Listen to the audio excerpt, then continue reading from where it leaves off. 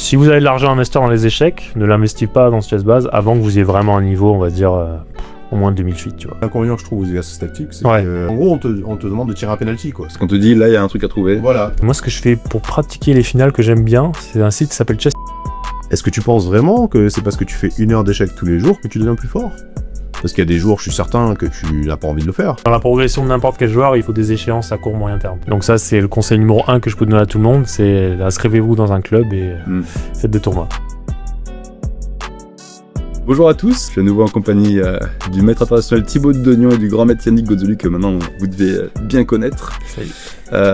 Et on est là autour de cette table, à nouveau dans les locaux de l'atelier des échecs, pour discuter échecs, progression aux échecs, comment s'entraîner aux échecs, comment progresser aux échecs et plus particulièrement comment dépenser son argent à un moment donné si on a envie de progresser aux échecs, parce qu'il y a peut-être pas mal de personnes qui se posent la question de quel livre je dois acheter, quel cours je dois acheter. Je sais que pour avoir discuté avec pas mal de monde du milieu échecien, des personnes pour arriver à un certain niveau qui ont dépensé pas mal d'argent dans des cours, etc. Est-ce que vous voulez déjà me dire chacun, Thibaut peut-être pour commencer, t'es maître international. Ouais. Comment t'en es arrivé là? Qu'est-ce qui t'a fait le plus progresser et quels conseils tu donnerais à ce sujet aux personnes qui nous écoutent? Ok. Moi, je pense que pour progresser, il faut avant tout beaucoup de travail personnel. Je pense qu'il y a un peu un mythe autour de ça, qui est que si on a les meilleurs coachs, si on a les meilleurs cours, etc., on va progresser vite. Non, en fait, c'est vraiment comment on s'investit soi-même. Et typiquement, je vais donner un exemple tout bête, mais il vaut mieux avoir un livre d'échecs et l'étudier à fond qu'en acheter 50 et les feuilleter de temps en temps, quoi. Okay. Parce que je pense qu'il y en a beaucoup qui se reconnaissent là-dedans, il y en a beaucoup qui achètent beaucoup de cours, de livres, etc., et qui au final les travaillent pas vraiment. Donc ce qui est important, c'est pas le nombre de ressources que vous avez, c'est la manière dont vous les utilisez, quoi, et l'énergie, l'implication que vous mettez dedans. Donc ça, déjà, c'est la première chose. Sinon, après moi, personnellement, au niveau des ressources que j'ai utilisées, c'est beaucoup de livres. Moi, j'ai commencé très très tôt avec des livres, parce que j'avais pas spécialement de coach. Alors on avait un club, donc une fois par semaine on allait au club, il y avait quand même quelqu'un qui nous donnait des cours, mais globalement la vraie progression elle vient de soi-même, quoi. Vous avez la même spécificité, c'est marrant tous les deux, vous avez atteint un haut niveau presque sans coach, quoi. On a une autre spécificité, c'est qu'on est du même club. Vous venez du même club, exactement. Tous les deux. Donc en fait c'est pareil pour moi. Alors je dirais pas que j'ai jamais eu de coach, j'ai des gens qui m'ont aidé, tu vois, mais... Ce que j'appelle des mentors. Moi. Voilà, Ouais. c'est ça, c'est plus des mentors, des gens qui m'ont aidé bénévolement, parce que c'est aussi des amis, des clubs, etc. Mais pour ce qui est de coach particulier, ça m'est arrivé de prendre de temps en temps des cours, mais jamais en suivi, j'avais pas les moyens non plus. C'est vrai que c'est cher. Mais par contre, notre club à Vitrolles, il mettait à disposition une bibliothèque de livres, et donc moi, à chaque semaine, j'en empruntais un, et j'essaie de lire un peu ce qui se passe, etc. Ouais. Enfin, c'est j'ai livre et tout, mais... Ah, mais c'est marrant parce que moi j'ai eu tout l'inverse. Moi quand on me pose la question, moi je dis j'ai eu la totale, tu vois. Ouais. Genre je suis arrivé au club assez jeune, tu vois, 7-8 ans, j'avais les cours collectifs et très rapidement j'ai eu des cours particuliers, tu vois. Ouais. Ma sœur et moi, très rapidement, à 9-10 ans, on avait déjà un cours par semaine Ok. avec un fort joueur en individuel, tu vois. Et tu vois, pour autant, ça nous a pas amené très très haut, tu vois. Vous êtes t'es devenu bien plus fort que moi, sans un coach individuel qui t'a fait ton répertoire, etc. En fait, c'est devenir fort à quelque chose, c'est une part de volonté, de résilience. C'est pas... Tu peux avoir accès aux meilleures ressources que tu veux. Il faut être... c'est une obsession, en fait, si tu veux. C'est une obsession personnelle qui amène à l'excellence. Enfin, l'excellence entre guillemets, mais... Donc tu parlais de livres, pas mal. Ouais, moi j'ai énormément travaillé avec les livres quand j'étais petit. Donc tu prends ton livre, tu sors l'échiquier. Ouais, je prends mon livre sur l'échiquier. En plus, à l'époque, les livres de Vitrolles, je sais pas si tu te rappelles, c'était des livres vraiment vieux, quoi. C'était des recueils de parties ou des trucs. Moi, je me rappelle, j'avais un truc qui s'appelait l'encyclopédie des ouvertures.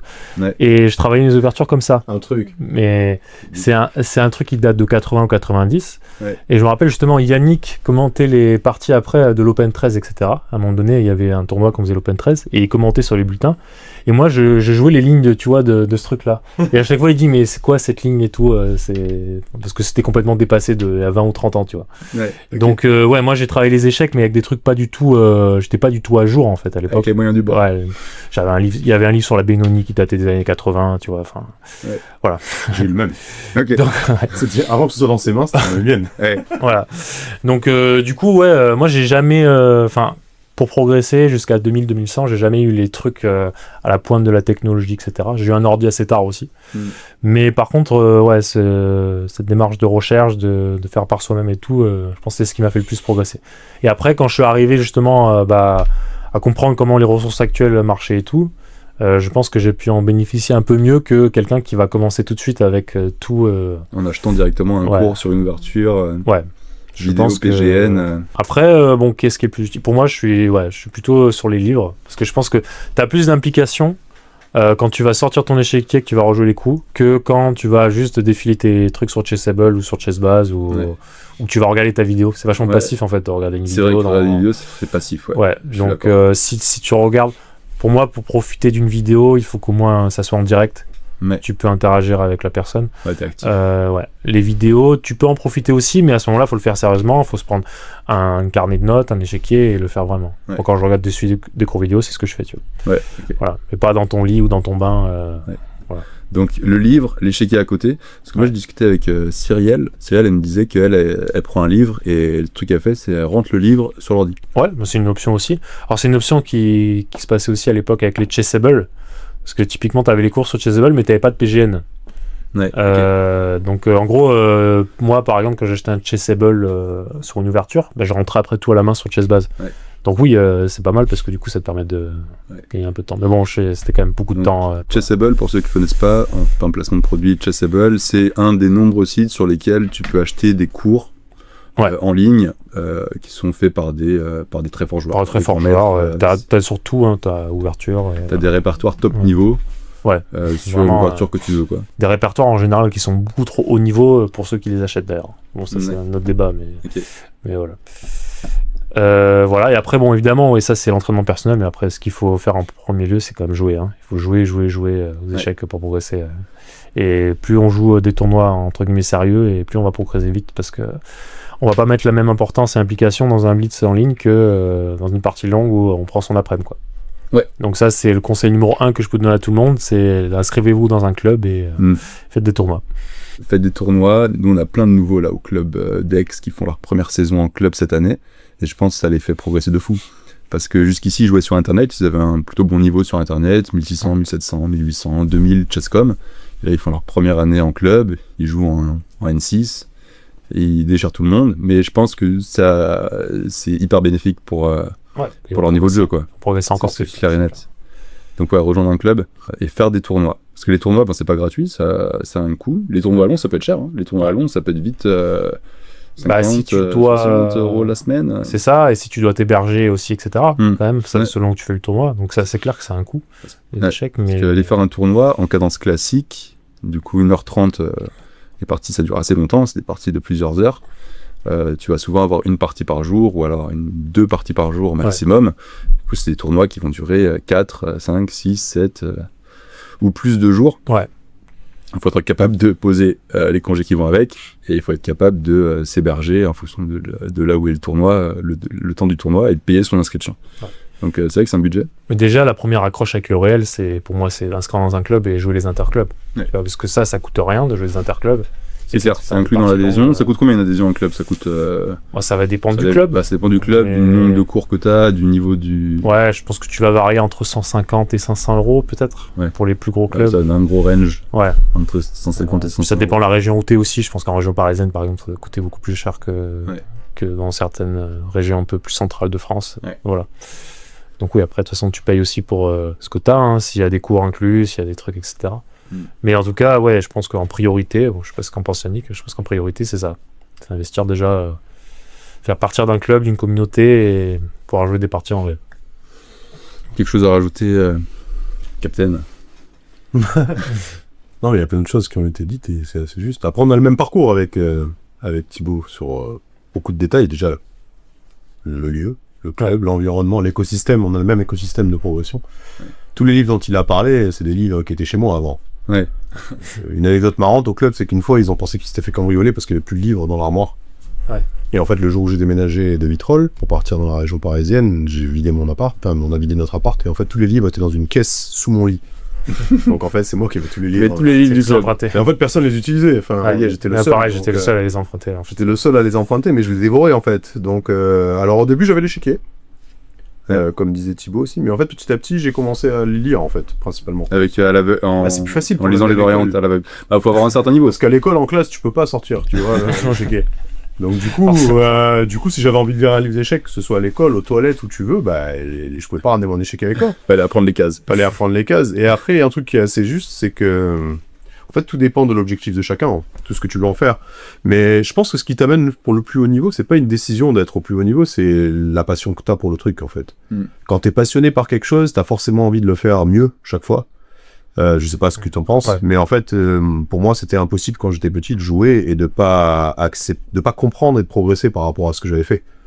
Donc, en fait, c'est cette démarche personnelle qui fait que tu t'améliores, en fait. Ouais. Je me suis jamais mis devant l'échiquier en me disant je vais être plus fort. Quand j'étais jeune, quand j'avais son âge, même, enfin, son âge, pas celui que t'as maintenant, mais celui quand t'as commencé. Mais jamais j'aurais pensé que je deviendrais maître ou grand maître. Jamais. Ah ouais. Même quand je n'avais pas cet objectif quelque part. Même quand je suis devenu champion de France jeune, tout le monde me disait ah ça y est machin, j'étais 23 et quelques. Grand maître, ça me semblait à des années-lumière. Hein. Je l'imaginais pas. Je me rappelle une fois, il y avait le club de Vitrolles justement où il y avait un match contre Monaco, un match de barrage pour la montée. J'avais tanné mes parents parce que dans l'équipe de Monaco il y avait un grand maître et je voulais aller au club voir le grand maître. C'était pas comme aujourd'hui où des grands maîtres, tu tires un placard et tu vois, il y en a partout. C'est Internet qui a généralisé un peu. C'est ça. Mais en fait, à l'époque, c'était miraculeux. On organisait un tournoi ici, dans cette ville, et il y avait un maître international qui venait tous les ans, qui est décédé il y a pas longtemps, un très sympathique maître international croate qui s'appelle Milan Nerja. Et il était là avec ses écouteurs, machin, il déboîtait tout le monde, il prenait son prix, il se cassait, et on le regardait comme un... C'était le bon Dieu, tu vois. Et donc, en fait, bah, ok, t'as cette envie, toi, de vouloir rivaliser, mais pas de devenir. Nécessairement. Okay. Donc après je pense que c'est une démarche personnelle, comme disait Thibaut, c'est un investissement de temps, c'est une passion, je pense, à la base. Et il n'y a pas de facilité. C'est-à-dire qu'il n'y a pas un truc déjà qui existe où il suffit juste de faire ça. C'est pas une méthodologie fixe et on va dire... Il n'y a pas de recette miracle. Ouais. Voilà. Il y a pas de... Non. En fait, ce qui est la tienne, en fait. Ce qui est très piégeux dans tout ce qu'on te vend, c'est qu'on va toujours te vendre une recette miracle parce que c'est ce qui se vend le mieux. Mais ça n'existe pas vraiment. Non, ça n'existe pas. Puis ça dépend des gens. C'est la tienne. En fait, ça dépend des caractères, ça dépend des personnes, ça dépend de comment tu peux être capable de travailler. Parce que des fois, après, il y a des gens, par exemple, on en discutait il n'y a pas longtemps avec, on en parlera peut-être une autre fois, avec quelqu'un qui fait beaucoup de cours et tout ça. Je lui disais, mais est-ce que tu penses vraiment que c'est parce que tu fais 1 heure d'échecs tous les jours que tu deviens plus fort? Parce qu'il y a des jours, je suis certain que tu n'as pas envie de le faire. Ouais. Non, mais des fois, il faut se forcer, il faut être capable aussi... Mais ça produit quoi, en fait? Bah, tu vois, quand tu t'entraînes au sport, tu vois, quand tu vas à la salle, par exemple, il faut que tu ailles à la salle tous les jours, même quand t'as pas envie. C'est pas pareil. Ah ouais? Non, c'est ta tête qui travaille. C'est pas pareil. Si ta tête, elle est pas là, si t'as la tête qui est prise par autre chose et compagnie, tu peux faire 1 heure d'échec, ça ne sert à rien. Ça rentre pas, en fait. Je sais pas si t'es déjà arrivé. Donc en fait, il faut te connaître. Il faut que tu te connaisses toi et que tu acceptes le fait de dire, ben, ma routine, cette routine-là, je sais pas, il y a des gens qui font 1 heure d'exercice tactique par jour. Ouais. Bon. Donc là, la discipline aux échecs, tu penses, est surestimée? Ça, c'est ce que je pense. Dans l'entraînement. Mais par contre, il y a un truc qui est essentiel, c'est la passion, la lecture. Ça, je suis d'accord avec Thibaut parce que j'ai à peu près le même... Enfin, on n'est pas de la même génération, mais on a eu l'ordinateur tard, à maturité, mais on a appris à travailler avec les livres, on a appris à travailler tout seul, avec peu d'informations. Ouais. Donc quand tu donnes à quelqu'un beaucoup d'informations alors qu'il s'est déjà cherché, bah oui. Il va se repérer beaucoup plus facilement et il va pas avoir peur de l'océan d'informations. En fait, ça lui pose pas un problème. Bah, c'est vrai que quand tu démarres aujourd'hui, l'océan d'informations, rien que le contenu gratuit que tu as sur Internet, comment faire le tri en fait entre ce que tout le monde te raconte, c'est impossible. Ouais. Et c'est là que tu vas peut-être avoir un coach et quelqu'un qui te guide, c'est intéressant. Ouais. Pas sûr. Mais sinon, se fier à ce que tu as dans les livres. Ouais, et après, tu peux essayer différentes choses et voir ce qui te convient ou pas, en fait. C'est toujours la même chose. Tu vois ce qui te convient, ce qui te convient pas. Ouais. Moi, par exemple, pour moi, c'est une signal d'alarme. Quand tu dis justement, avec la multitude de choses qui existent gratuitement sur Internet, pour moi, ces phrases-là, elles vont pas ensemble. C'est-à-dire que, pourquoi ça existe? Dans quel but? Il y a de qui? Comment? Donc il y a des passionnés, tu me diras, mais au milieu, il y a des gens qui veulent pas, qui s'en foutent de la passion, ils veulent juste faire un business ou exister. Et c'est cool, ça a l'air d'exister, mais en l'occurrence, c'est pas parce que ça existe que ça veut dire que c'est nécessairement bon pour toi. Non, donc Chessable, comme il dit Thibaut, et très justement, ça peut être très intéressant, mais par exemple, quand on voit Anish qui fait un Chessable, Anish Guerrier, donc, qui est numéro 9 mondial, je crois maintenant, qui fait un Chessable sur la Najdorf, alors qu'il joue lui-même la Najdorf, les gens vont l'acheter parce qu'ils pensent qu'ils vont récupérer les recettes d'Anish Guerrier, mais non. Il donne pas. Il donne pas tout. Il donne pas forcément. Il donne rien. Ouais. Il n'a pas le droit de donner, c'est normal. Et donc du coup, en fait, tu te retrouveras dans le même plafond. mais c'est un plafond qui est tellement élevé que tu t'y confronteras jamais. Après, ce qu'il donne, ça reste du très haut niveau, tu vois. Ouais, quel Même intérêt si c'est pas, même s'il donne pas tous les. Ouais, mais quel intérêt quand tu n'es pas un les joueur de pistes. très haut niveau? Moi, pour mon niveau, c'était bien, tu vois. Mais je Oui. trouvais ça déjà adapté à mon niveau à moi. Ouais. Déjà 2003 et quelques. Hmm. Donc lui, il vend ça comme un truc Grand public. grand public et ça allait pas du tout. En fait. Le biais, c'est de penser que parce que je vais jouer les isolateurs d'un joueur de top niveau, je vais jouer comme un joueur de top niveau. Ouais. Le truc, c'est que tu auras jamais cet échiquier, cette position sur l'échiquier. Ouais. Un Et- jour, peut-être. Bah, alors ce jour-là, tu travailleras ça. Mm. Mais en fait, quand on est bien là, si on part du point zéro, parce que c'est l'objet de la discussion, j'imagine. Ouais. Comment on fait quand on est au point zéro pour vouloir progresser? Et après, ça sera en fonction de ce que tu veux atteindre, bien sûr. Ouais. Mais il y a des choses très simples à faire pour progresser très vite, je pense. Ouais. Et ça passe pas nécessairement par l'investissement d'argent. Mais les livres, clairement, ça c'est la base, je pense. Ouais. Parce que ça te stimule, Ouais. ça te force, ça t'aide aussi à la représentation de l'échiquier dans la tête. Ah, c'est clair. Donc ça t'aide pour, Ouais, les livres, c'est sûr, t'as. ça t'aide pour beaucoup de choses. Alors que sur l'échiquier, t'as l'apprentissage et les vidéos, c'est exactement ce que disait Thibaut, mais c'est l'apprentissement passif. Ouais. Donc pour apprendre, faut être actif. Ouais. Faut jamais subir, faut toujours être dans la dynamique du truc. Donc voilà, des trucs où tu peux parler, poser des questions, machin. Là, c'est cool. Et encore, l'échiquier, ça sera de la 3D, ça sera de la 2D sur l'ordinateur, alors que rien de mieux Ouais. que toucher ça, quoi. Ouais. Mais par exemple, tu vois, livre, ok, mais tu vois, vers quel livre s'orienter? Parce que comment tu peux savoir si le contenu du livre, il est pertinent par rapport à une vidéo que tu trouves sur Internet, tu vois? Parce que, ok, une vidéo YouTube, tu peux te dire, tu sais pas qui l'a faite, etc. Est-ce que Ouais. c'est vraiment pertinent? Est-ce qu'un contenu de livre, ça a forcément, à l'intérieur, plus de valeur qu'une vidéo gratuite sur Internet? Bah, le contenu en lui-même, pas forcément, mais la démarche que tu vas faire pour le travailler, oui, je pense. Ok. Mais dans ce sens-là. Mais après, les livres, après, c'est toujours pareil. Les livres, il faut que ça soit le livre adapté pour toi, tu vois. Ça dépend de ton niveau, ton ambition, ton temps. Donc, t'as pas de livre miracle non plus. Moi, il y a un livre que je recommande quand même souvent quand t'arrives à 1600, 1700 en club, c'est le truc de Silman, Déséquilibre aux échecs. Ouais. Mais après... Vous avez la même recommandation. Voilà. Mais après, c'est un livre, voilà, c'est pas un livre miracle, c'est juste que moi, c'est un livre qui m'a fait beaucoup progresser à un moment T, et du coup, il m'a marqué. Pareil. Mais Tu vois, voilà. j'ai dit que on a la même bibliothèque. Ouais, c'est ouf. Comment mesurer son style aux échecs? Ouais, c'est ça. Mais en fait, ce qui est génial avec ce livre, c'est ce que je disais à Alex il y a 3 jours. Mm. C'est en fait, moi je l'ai lu ce livre à différentes étapes de ma carrière. Ouais. Je l'ai lu justement en tant que débutant, parce qu'il était dans la bibliothèque du club. Ouais. La première édition. Et donc après, je l'ai relu quand j'étais déjà beaucoup plus fort, parce que très vite, j'ai eu un Elo à 2000-2002. Et donc, j'ai retrouvé d'autres choses, en fait. Tu sais, j'ai appris de nouvelles choses dedans. Et j'ai trouvé ça génial, en fait. Qu'un livre qui puisse te transmettre à différentes étapes de ta progression. Et je l'ai relu après en tant qu'entraîneur, pour transmettre, tu vois. Ouais. Et j'ai encore découvert d'autres choses. Juste, putain, c'est un génie, le mec, quoi. C'est incroyable. Et il y a des livres comme ça qui sont intemporels et qui sont inscrits dans l'histoire, en fait. Ouais. Parce que, il y en a d'autres, hein, bien sûr. Mais ce livre-là, il est assez facile à lire. Il Ouais. traite de sujets hyper intéressants. Il peut faire peur parce que c'est un pavé. Non, maintenant, à l'époque, ça l'était pas. Ah, Donc, il était C'est une comme nouvelle édition, parce que là, c'est la Ok, 4e moi, édition. Je l'ai je eu crois. en stock, là je l'ai plus en stock sur la boutique, mais Ouais. c'est un pavé À qui l'époque, coûte 60 il était balles. comme Hein. Ok. À l'époque, il était tout fin. C'est Ok. vrai. Ouais. Mais maintenant, ils ont mis plein d'exemples et tout, quoi. Ouais. Et ils ont changé les noms, même. Il y avait, je me rappelle, les Cavaliers de l'Apocalypse et tout ça. Je me rappelle des noms des titres. C'est vrai. Hein. Je sais plus quelle édition j'avais, moi. Je devais avoir le que toi, mais... Moi, j'avais la première où tu voyais la tête de Stillman sur le. Ouais, non, je crois pas que c'était celui-là. Moi, je l'ai pas eu au club, Il y a celui-là, pas pour que le coup. ça. Mais... Donc, ouais, ça, c'est... Par exemple, Ça, c'est la recommandation milieu de jeu, stratégie. Enfin, ça fait tout en fait. Tu vois, Pour moi, il toujours... faut pas de livre d'art, tu vois. Pas de livre d'ouverture. Tu vois, toujours pareil, le truc, c'est que il y a un truc entre acheter le livre et le lire vraiment. Parce que moi, j'ai beaucoup d'élèves qui l'ont acheté, le livre, mais qui l'ont jamais fini. Ok. En Donc, même temps, il est énorme. Bah, il est énorme, moi, je l'ai fini en une semaine. Ouais. Tu vois, donc après, il est énorme, ça dépend du temps que tu vas y passer, etc. J'étais une semaine de vacances et je le lisais 8 heures par jour et j'ai fini le livre. Ouais. Donc, Pas de secret. Il faut juste mettre le temps, en fait, hein, c'est tout. Hein. Ouais. Et... Ouais, c'est du travail. Ouais. Passion. C'est de la passion en fait, Voilà. c'est de la passion. Parce que quand c'est de la passion, c'est pas de travail quoi. Ouais. Tu le sens pas. Mais après, évidemment, personne va avoir le temps, pas tout le monde va avoir le temps de mettre 8 heures par jour. Mais déjà, si tu fais une demi-heure, 1 heure par jour, mais que tu t'y tiens, tu vas le finir quand même assez vite, le livre. Tu vas finir en 3-4 mois. C'est impossible, c'est de faire ça. Mais... Moi, je peux pas prendre quelque chose et me dire j'ai une demi-heure pour le faire. C'est impossible. Non, mais bon, il y a des gens, ils ont pas notre temps, quoi, on va dire. Ouais, mais je suis pas sûr justement que ce soit très bénéfique en fait de vouloir se fixer une horaire.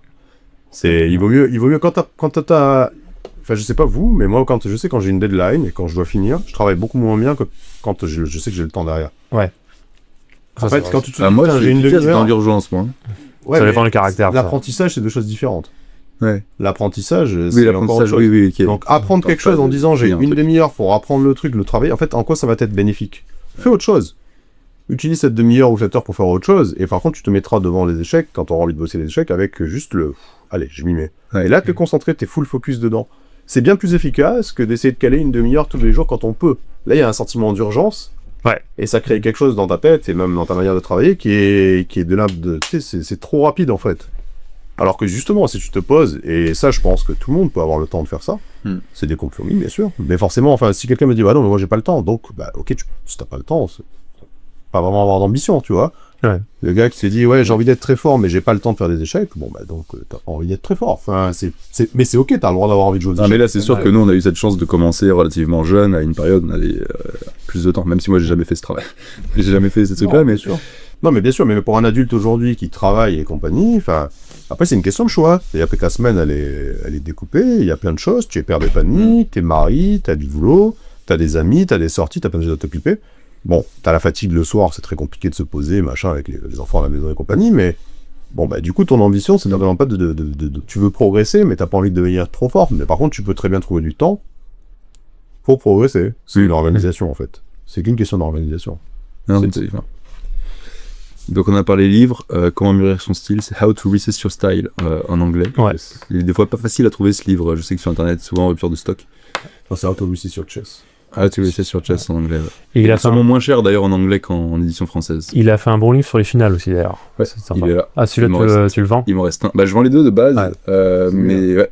Il Et il est pas facile à trouver en version française, etc. Donc, Bah, en fait, ils sont victimes de leur succès un peu. ouais, ces c'est ça, bouquins. exactement. Ouais. Ouais. Et du coup, les finales aussi, tu trouves qu'il est bien?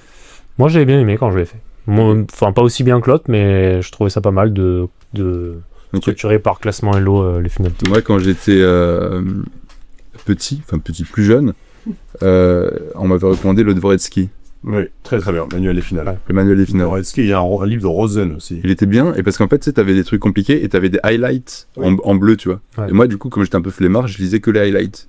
En gros, c'est les positions clés finales, parce que sinon, le truc, c'est un pavé comme ça. Ouais, et c'est un gros là, j'avais pas mal, pour le coup, j'avais pas mal travaillé pour les finales. Et pour la tactique, vous allez me dire ce que vous en pensez, mais on m'avait offert le bloc. Oui, le bouquin jaune, là.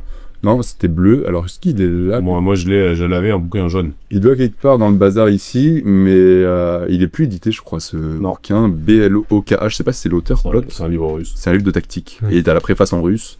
Et t'as plein d'exos. Sur le thème. Et sur des thèmes différents. Et la particularité, c'est que t'as toujours une tactique souvent pour les blancs et pour les noirs. Ce que je trouve intéressant maintenant que j'enseigne un peu, c'est que ça te force à te poser la question de ce que l'autre menace aussi, tu vois. Ce que tu veux faire. Quand tu veux faire une tactique, Ouais. quand tu cherches un truc. Vu là, tu sais qu'il y a souvent un truc à trouver des deux côtés. Et ouais, c'est ça, j'en ai fait pas mal aussi de celui-là. Mais je sais pas comment le trouver à part d'occasion. Ouais. Vraiment, T'en as d'autres, hein, des bouquins. Moi, il y a celui de Dvoretsky sur les ressources adverses, par exemple, qui sont pas mal. Tu dois trouver une tactique, mais tu dois aussi te dire, tiens, bah, comme dans une partie, est-ce qu'il a pas une ressource sur ma tactique? Donc, ouais, t'as pas mal de bons livres de tactique. Mais déjà, ouais, bon, moi, sur les finales, je dirais quand même que le truc qui est le plus concis de nos jours, c'est les 100 finales qu'il faut connaître, de la Villa. Bon, moi, c'est un truc que j'avais bossé assez récemment et que je trouve qui est assez bien au niveau des finales théoriques. Après, bon, il faut avoir envie déjà ça de bosser complique les bien finales. les finales théoriques. Ouais. Attention, si tu mets des coups dans le micro, ça va faire des. Pardon. Donc, Yannick, j'ai vu grimacer sur les 100 finales Game Connect. Pourtant, il est en stock, alors. Moi j'aime bien, moi j'ai bien aimé. Après c'est un truc, en fait les finales, tu peux pas juste le faire une fois et Ouais. passer à autre chose. Ça va pas se marquer à vie dans ta mémoire. Faut pratiquer. Faut pratiquer, ouais. Faut pratiquer, etc. Mais comment tu pratiques alors? Parce que tu les as pas souvent en fait sur l'échiquier en partie. Moi ce que je fais pour pratiquer les finales que j'aime bien, c'est un site qui s'appelle Chess Tempo. Ok. En gros t'as les problèmes tactiques et t'as aussi les problèmes finales. Et les finales en fait tu dois les jouer contre l'ordinateur. C'est souvent des finales théoriques Ok. que tu obtiens et que Toujours en avoir sur Lead Chess aussi, j'imagine, des exos. probablement, mais Chess Tempo c'est bien fait quoi. T'as un elo final, etc. Et tu joues plein de finales théoriques qui sont sans Et tu les joues contre l'ordinateur. Tu les joues contre l'ordinateur, ouais. Ouais, ça on l'a fait, c'est pour ceux Ouais. qui sont sur l'atelier des échecs, sans faire de publicité, mais j'en profite. Tu vois, on a fait plein d'études Lead Chess sur les finales théoriques. Ouais. Tu vas Et sur tu peux les jouer, jouer et tu la joues contre l'ordi en fait. Ouais. Et tu as une finale qui est censée être gagnante, tu es censé la gagner contre l'ordi, tu vois. Ouais. Et ça, je pense que c'est le meilleur truc à faire, même si, tu vois, pour le coup, tu vois, le truc de Lucena, la position de Philidor, etc., tu fais ça rarement en partie. C'est une partie sur combien où tu dois placer ça? À Lucena, je suis pas d'accord. Lucena, je pense que c'est la base de toutes les finales de tour. Dès que tu vas avoir une finale de tour sur ton échiquier, Lucena, le fantôme du moins de Lucena, il sera toujours là quelque part. Tu vois. Ouais. À chaque fois que tu vas regarder un échange, une transposition, tu vas regarder, tiens, est-ce que je vais avoir Lucena ou est-ce que je vais avoir Philidor? Ouais. Donc non, en fait, il ne va pas forcément apparaître sur l'échiquier, mais il va être là dans ta prise de décision. Ouais. Ok. Donc, Moi, c'est j'ai mon avis. l'impression que j'arrive assez rarement à mon niveau, tu vois. Moi, je joue à peu près un peu moins de 2000 feeds actuellement. J'ai l'impression d'arriver rarement. Tu vois, là, j'ai repris cette saison, j'ai fait 5 parties en N National 4. Ouais. J'ai eu aucune finale. Parce que t'es un boucher. Ouais, mais ou parce que les adversaires gaffent avant, ou je gaffe avant. Tu vois? Ouais. Donc j'ai l'impression que la finale, c'est connaître les finales. Alors c'est super bien parce que ça te permet de prendre, de pas avoir peur d'échanger les pièces, donc de connaître les finales, tu vois, élémentaires. Mais moi, je sais pas, en pratique, perso, j'en ai assez rarement. Donc, est-ce que ça vaut le coup? Après, ton échantillon de parties, il est trop petit pour dire. Tu fais 5 parties par an, c'est sûr que statistiquement, c'est possible que t'en aies aucune. Mais c'est aussi possible que t'en aies 3 sur 5. Tu vois. C'est trop petit pour dire. Est-ce qu'on peut juste rappeler pour tout le monde ce que c'est Lucena et Philidor, parce que là on a abordé des thèmes techniques, peut-être que tout le monde ne sait pas ce que c'est. En gros, c'est des manœuvres en finale de tour. Tour-pion contre tour. Tour-pion contre tour. Des manœuvres assez théoriques qui permettent soit de gagner avec un pion de plus en finale, soit de faire match nul. Qu'il faut connaître à tout prix à partir d'un niveau assez vite en fait. Je pense avant d'apprendre tous vos gambits, etc. Je pense qu'il vaut mieux apprendre Lucena en fait. Ah ouais? Ouais. Ok. À mon avis. T'es d'accord? Non. Non. Je peux pas être d'accord parce que les finales, c'est comme tu le dis. Enfin, moi par exemple, j'ai découvert ce que c'était la Nil de Philidor en 98. J'avais 15 ans, j'étais 2250. Ouais. En pratique, je joue contre un joueur que tu connais bien, qui s'appelle Eric Godino. Ouais. Voilà, j'ai la finale où je peux jouer Philidor pour faire nul et je fais pas. Et j'ai trouvé la défense de petit côté tout seul devant le chéquier. C'est criminel à ton niveau de pas connaître Philidor. Ok, je connaissais plus d'autres trucs pour être 2250. Ouais, mais c'est donc criminel. Au final, aujourd'hui, il n'y a pas vraiment qui peut me dire que c'est criminel. Et puis je connaissais pas Lucena aussi, mais par contre, la position finale de mon championnat de France quand j'ai gagné, c'était la position de Lucena. Donc en fait, ce que je veux dire, bien savoir utiliser tes pièces et comprendre les intérêts de la position et compagnie, ça t'aide des fois à trouver des choses. Voilà, je suis pas sûr que ce soit une priorité dans l'apprentissage. Ouais. Ensuite, j'aime pas le fait de découper, c'est-à-dire que ça, on a déjà discuté. De toute façon, je découpe pas les moments de je travaille pas l'ouverture, le milieu de jeu, la finale. Je sais, ça, pour moi, ça existe pas, ça. C'est un mythe. On travaille pas ouverture, milieu de jeu, finale. Non. On travaille un tout. Quand tu recommandes des livres, t'as des livres, ils peuvent pas traiter de tout le jeu. Peut-être si. quand il réfléchit, ou mon système, ils font un peu tout. Ou alors, tu prends n'importe quel bouquin biographique sur un joueur, sur un tournoi. Un recueil de parties. De parties. Enfin, moi, mes livres préférés, c'est des livres de Stoll, des livres de Nunn, qui sont des positions. Le Mammouth, le fameux Mammouth dont on a déjà parlé, qui sont des bouquins qui regroupent des parties avec qui expliquent la partie, et à la fin, ils te disent voilà ce qu'il faut rappeler de sa partie. Pour moi, une partie, c'est un tout, parce que ton ouverture va entraîner un milieu de jeu qui va entraîner une finale, et en fait, tu apprends à utiliser tes pièces à leur maximum. Alors, c'est une coordination de pièces, faut pas oublier chacun, c'est pas un pion ou une tour ou un fou qui gagne tout seul. Donc, apprendre à bien utiliser ces pièces ensemble, pour moi, c'est étudier des parties. C'est pas étudier justement. Alors, les ouvertures, c'est très particulier. C'est sûr, mais les ouvertures, pour le public auquel on parle en ce moment-là, tout de suite, qui regarde, coucou, c'est pareil, c'est quelque chose qu'on leur a donné qui est très important. Pourquoi? Parce que c'est on va pas se mentir. C'est ce qui se vend le mieux. Ouais, de très loin. Non, on le sait. On va se vendre, on va dire les choses très claires. Tu vends à quelqu'un un répertoire d'ouverture, tu lui enlèves il a l'impression que tu lui enlèves une masse de travail énorme et que tu peux l'aider. Et c'est vrai. Je dis pas que c'est pas utile, je dis que c'est vrai. Par contre, ça t'enlève tout, ça te désautomatise tout ton être. C'est-à-dire toi, dans ta démarche de travail. Alors que c'est le truc le plus facile et le plus passionnant à travailler parce que c'est le truc où tu vas travailler, tu vas avoir des résultats tout de suite. Les ouvertures. Oui. Parce que les finales, c'est pour ça que les finales, tu les travailles. Oui, exactement. Ouais. Mais par contre, si tu le fais toi-même, en le faisant, tu t'apprends à travailler. C'est-à-dire que tu travailles tes ouvertures, ça marche. Tu progresses. Et tu sais, tu gagnes aussi en confiance, en fierté, en volonté, en dynamique et tout ça. Et en fait, si par exemple demain, je sais pas moi, n'importe quel répertoire d'ouverture, tu tombes sur un mec qui te démonte, mais qui réfute ta ligne, le gars, il va dire, je m'en fous, je mène quand même 9. Et il va la garder, cette ligne-là. Mais parce qu'il saura toujours pas comment la changer, en fait. Il n'a pas appris à travailler. Et en fait, ça, c'est la clé pour devenir plus fort, c'est d'être capable de travailler tout seul. d'être capable de prendre des décisions seul, de décider seul pour toi. Et donc, quand tu te cultives, quand tu regardes des parties de Kasparov, quand tu regardes des parties de... Qu'importe, pardon, j'ai mis un taquet dans le truc, ça. Des parties de joueurs, en fait, tu apprends une construction. Tu regardes les parties de Tal, par exemple. Ouais. C'est incroyable, c'est super intéressant. T'as dû en manger des millions, j'imagine, des parties de Tal. Pas des millions, mais j'en ai quelques-unes. Ouais, c'est génial à regarder. Et puis, il y a toute cette manière dont il gère l'ouverture, de manière à construire les combinaisons qui arrivent ensuite. Tu vois, c'est un placement de pièces. Et c'est ça qui t'amène au plus haut niveau. Donc, et à progresser, en fait, tout simplement, c'est la meilleure utilisation de tes pièces. Donc, en fait, travailler les finales, il a raison dans un sens, c'est que ça devient très très important. Mais je pense qu'aujourd'hui, dans le monde actuel, avec les cadences qui s'accélèrent et compagnie, et même sur Internet, inutilité totale, parce qu'ils n'y arrivent jamais, les gens. Au final, ouais, c'est ça. Bah, jusqu'à un certain niveau, oui. Moi, je remarque, après, c'est un échantillon de partie qui est faible, mais je te dis, cette année, j'en ai eu aucune. Après, c'est qui me disait ça, l'école soviétique. Oui, mais c'est un ancien jeu, c'était pas le même Ça jeu. commençait par les finales, C'est un autre jeu. de ce que dit l'histoire. Parce que la théorie était plus faible, parce que les milieux de jeu étaient différents, parce que le jeu était différent. C'est plus la même chose. Aujourd'hui, la cadence était différente aussi, tout était différent. Donc c'est obsolète pour toi, cette approche. L'approche soviétique. Ouais. Mais c'est pas pour moi, c'est que ça l'est plus d'ailleurs. Enfin, Ok, genre, le truc principal aujourd'hui dans toutes les écoles d'échecs qui travaillent, c'est les calculs. Ouais. C'est Les Indiens et tout, maintenant. c'est ouverture, calcul, ouverture, calcul, ouverture, calcul. Comment tu travailles le calcul? Bah, il faut réfléchir sur des Tu fais positions. des positions, des études, Les études, c'est la de créativité. la tactique. Faut s'entraîner à réfléchir. Le calcul, c'est de la tactique, quoi, grosso modo. C'est Non, de le la calcul, tactique. c'est l'enchaînement des coups. Ouais. Les finales, par exemple, c'est un très bon exercice de calcul. Certaines Ouais. finales peuvent être un très bon exercice de calcul, parce Ouais. que c'est bizarre, parce que le chéquier, il est vide. Mais Oui. c'est le moment où il y a enfin, C'est il y a oui. tellement de possibilités Et que puis c'est à un tempo près, quoi. Ouais. À chaque fois. ça fait tellement peur aux gens, les finales, c'est horrible, parce Ouais. que justement, ils savent plus où mettre les pièces. Quand l'échiquier, il est plein, c'est facile, parce qu'il y a d'autres pièces qui mangent les cases. Donc, t'as moins de cases disponibles. Là, est-ce que la tour, il faut la mettre là, là, là, ou là? Tu sais pas. Et c'est difficile de faire le choix, et ça fait paniquer les gens, en fait. Donc, en fait, c'est les décisions, c'est la prise de décision qui est difficile. Donc, travailler la prise de décision, c'est regarder des parties d'autres personnes où ils ont pris des décisions, les conséquences que ça a eu, et qu'est-ce qu'on aurait pu faire de mieux. Du coup, tu fais quoi? Quand tu étudies un recueil de parties, par exemple, quand tu étudies des parties d'autres personnes, tu joues la partie, et elle est commentée, la partie, et juste tu lis les commentaires. J'essaie de comprendre, je me pose des questions. Mais à quel moment tu essaies de calculer? Parce qu'ils t'as la partie entière. Des fois, ils disent Stop, stop là, machin, regardez un petit peu et cherchez si vous trouvez une idée intéressante. Et donc, en fait, t'as suivi dès le début, donc c'est pas comme si on te parachutait au milieu d'une position que t'avais pas créée. C'est un peu l'inconvénient que je trouve aux exercices tactiques, c'est que on te parachute au milieu d'une position et on te demande en gros, on te demande de tirer un penalty, quoi.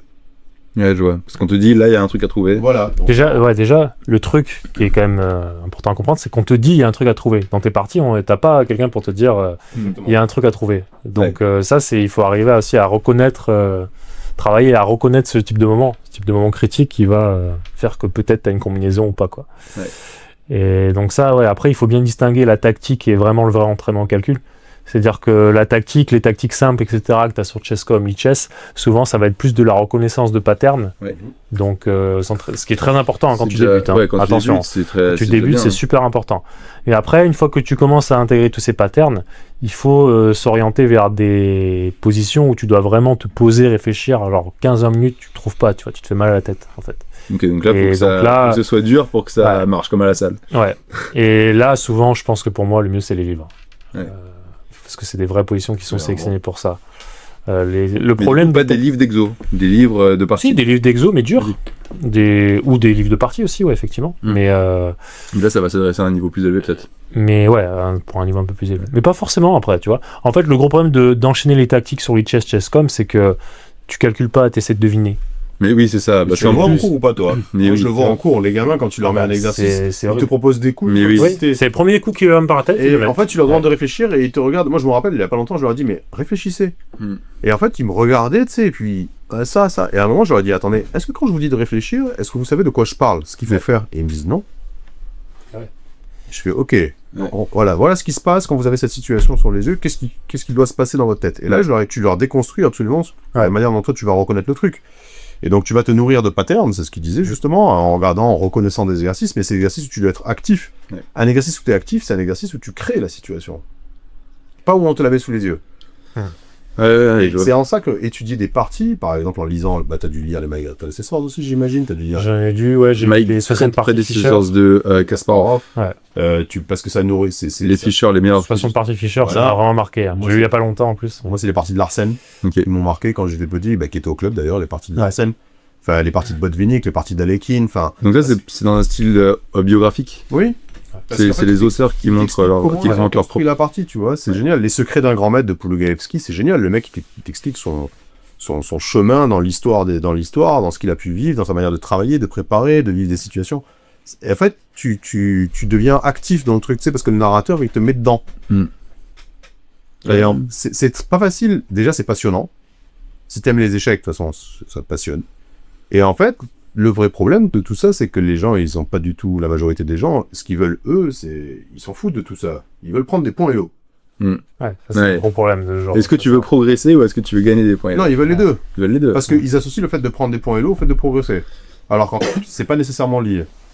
Ah, sur le long terme, oui. Non, parce que tu dépends aussi de la force de tes adversaires. Tu dépends aussi de la manière dont les gens... Ça dépend de tellement de paramètres. Mais je suis d'accord, c'est pas corrélé à court terme, mais à long terme, oui, tu vois. Oui, mais prendre des points Elo, Si c'est tu passes de 1000 à 2000, c'est sûr que t'as progressé, tu vois. Mais pas- demain, on fait voilà. 10 parties et tu me mets 10 coups du berger, est-ce que t'as gagné parce que t'es un génie ou parce que je suis complètement débile? Bah, tu m'as pris 600 points Elo pourtant, tu vois. Enfin, j'exagère, mais tu vas me prendre 400 points Elo. Est-ce que ça voudrait dire que t'es devenu très fort? Non. Non, ça, c'est ce que tu veux dire, si tu gagnes grâce à une ouverture ou parce que t'as charbonné Tungambirois. Bah, je sais pas, le mec qui a gagné le championnat du monde de Scrabble, il parle pas français. Hmm. Pourtant, il a gagné le championnat du monde de Scrabble francophone. C'est abusé. Et il parle pas un autre français. Quoi? Il est assez abusé. Bah, non, mais en fait, c'est de la répétition. Je veux dire, tu sais, apprendre une partie par cœur, c'est de la bataille navale, hein. Hmm. Donc, en fait, si tu apprends de la théorie, que tu la répètes et que tu plantes un piège à l'adversaire qui fait maths tout le temps et que l'adversaire le sait pas, bon, bah, c'est génial. C'est super. C'est utile. Ça t'amène quoi, en fait? Ça t'amène la dopamine, le plaisir d'avoir gagné une partie d'échecs, mais en fait, est-ce que ça fait de toi quelqu'un de plus fort? Non. Hmm. Être plus fort, c'est prendre des meilleures décisions. C'est pas connaître plus, c'est pas répéter mieux, c'est être capable de décider toi, calculer mieux, de reconnaître les situations tout seul, de créer des situations, de tendre des pièges, de ci, de ça, de défendre comme en trouvant des ressources. C'est ça, être fort aux échecs. Évaluer aussi, ça c'est quelque chose Oui, exact. qu'on sous-estime beaucoup, je trouve. Comment évaluer une position aux échecs, tu vois. C'est un truc d'ailleurs qu'on avait abordé dans l'atelier des échecs ou pas encore? Qui est prévu, Comment je crois. Comment évaluer? Évaluer une position. Alors, Ouais. Pierre en a parlé quand il a fait son arc sur les faiblesses, en fait. Ouais. Il a fait un cours de Donc c'est ça, stratégie, ouais, mais il en c'est a ça, parlé, en fait. ouais. Et même ce qu'il faisait, ça peut être marrant qu'on fasse un truc comme ça. D'ailleurs, il mettait. Vous connaissez le site Chessval? Non. C'est un site, en gros, il te met une position random d'échecs et tu dois deviner l'évaluation de l'ordinateur. Ouais, mais moi je disais pas évaluer dans ce sens-là, c'est comment évaluer humainement une position, tu vois. Ouais, c'est différent. Genre mais un peu comme Dorfman il faisait à l'époque. Oui, quoi, c'est voilà. comme ça qu'on apprend. Ouais. Donner l'évaluation de l'ordinateur, Ouais, aujourd'hui, ça- ça n'a aucun sens parce que en fait, il faut que ça ait un tenant, un aboutissant. l'évaluation de l'ordinateur, elle se base quand même sur des trucs Non, elle se objectifs. base sur une ligne. Oui, sur une. Elle se base sur un enchaînement de coups qui va utiliser ses objectifs. Mais si t'es pas capable de lire l'enchaînement de coups, c'est comme si t'as Non, mais des fois, il y a tous les enchaînements de coups font que l'évaluation c'est -2 parce que t'as tel casse faible et tel pion qui va sauter. Parce que tactiquement, il va se passer quelque chose. Sinon, Ouais. quelqu'un ne va pas le voir, en fait. Ouais. Nous, quand on lit des évaluations à plus 0,32, plus 0... Il y a une différence entre un plus 0,15 et un plus 0,30.